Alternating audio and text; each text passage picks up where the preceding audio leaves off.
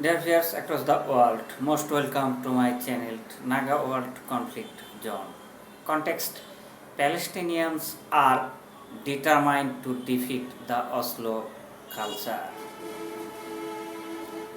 The political discourses of Mahmoud Abbas, the head of the Palestine Authority in the West Bank, is similar to that of an ineffectual ruler who has been isolated in his palace for far long time.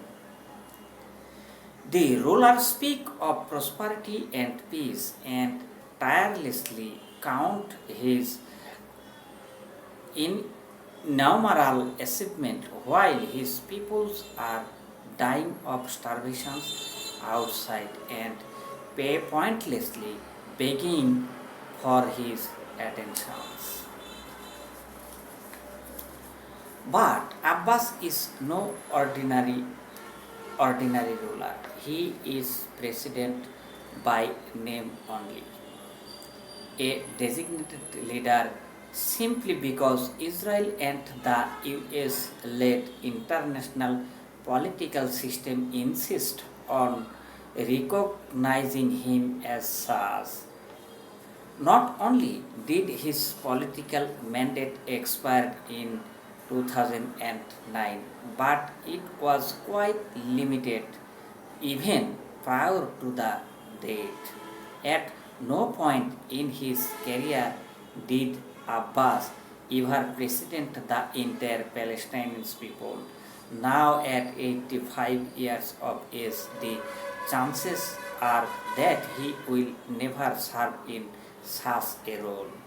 Long before Abbas was the US and Israel's favorite Palestinian candidate to rule over occupied and oppressed Palestinians in 2005. Two separate political discourses were evolving in Palestinians and with them two uniquely separate cultures. There was the Oslo culture, which was sustained by empty cliches, platitudes about peace and negotiations, and most importantly, billions of dollars which poured in from donor countries. The funds were never truly aimed at achieving the coveted just peace or Palestinian independence, but to sustain a dismal status quo, where Israel's military occupations was normalized through security coordination between the Israeli army and Abbas Palestine Authority. This culture, seen by most Palestinians as treacherous and corrupt, was celebrated in the West as moderate, especially when compared to the other Palestinian culture dubbed radical or worse, terrorist. The latter culture, which has been shunned for nearly 3 decades, is thanks to the recent popular revolt in Palestinians and the steep resistance in Gaza finally prevailing.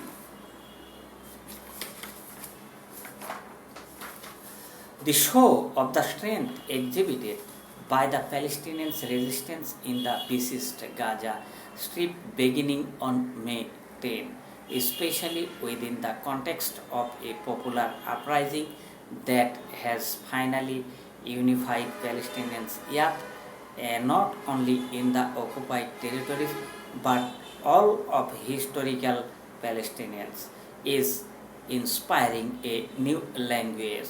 This language is not only being utilized by a handful of so-called radical intellectuals, but by many politicals and academics figures who have long been affiliated with the Palestine Authority. In an interview with the British newspaper The Independence soon after the end of the Israeli war on Gaza, former Palestinian Authority ministers and veteran politician Hamdar Ashwari spoke of the socio-political changes underway in Palestinians. Hamas has evolved and it is gaining support among young people, even Christians, Ashwari said, adding that Hamas has every right to be represented in a pluralistic system. However, this is not about Hamas alone. It is about Palestinian resistance as a whole, whether it is represented in Islamist, nationalist, or socialist trend. Abbas once referred to the Palestinian resistance in Gaza as frivolous. Today, not many Palestinians in the West Bank, even in Ramallah, would agree with that assessment. This was apparent last week when U.S. Secretary of State Antony Blinken rushed to the Israel and occupied territories in a desperate attempt to revive the old language, which Palestinians are now openly challenging. Inside Abbas' luxurious office, Blinken spoke of money, negotiations, and inappropriately freedom of expressions.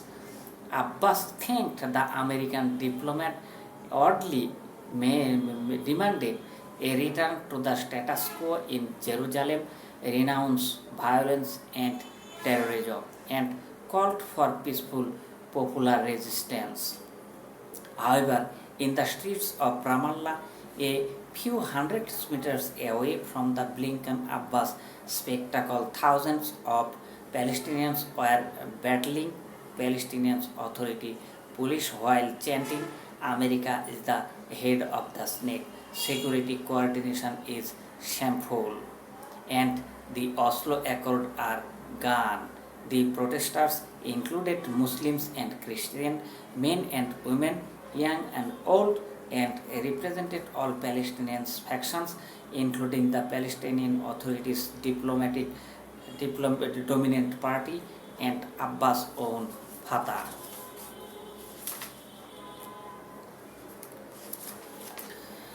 These protesters were accurate in their chant, of course, but what is truly significant in the Palestinians in West Bank are finally overcoming many obstacles and fears, the stifling factional divisions and the brutality of the Abbas security goons, and are openly challenging. In fact, they are ready to dismantle the entire Oslo culture. Blinken's visit to Palestinians was not complicated by concern over the plight of occupied and besieged Palestinians, and certainly not over their lack of freedom of expressions.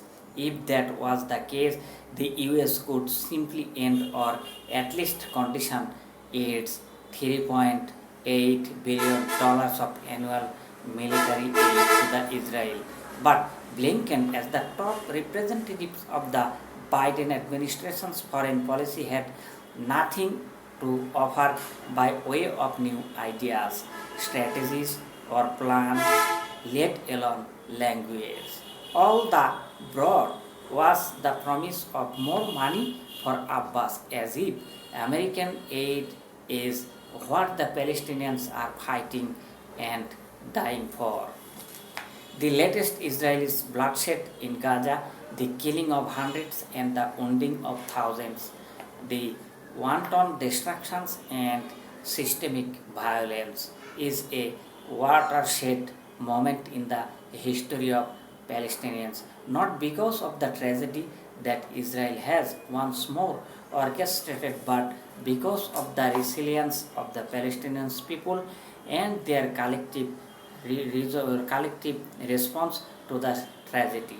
The consequences of these realizations are likely to change the political paradigm in Palestinians for years to come. Many have rightly argued that the Oslo Accord as a political doctrine is long dead. However, the Oslo culture of unique but misleading language, factional divisions, classism, and utter political chaos, which has persisted for many years, is now likely on its way out to Washington's, Tel Aviv, and Abbas. Palestinians cannot possibly resuscitate the miserable culture that Oslo has imposed on the Palestinian people. Only Palestinians can lead this transition to a better future of national unity, political clarity, and ultimately freedom. Ramzi Baraud has been writing about the Middle East for 20 years. Credited.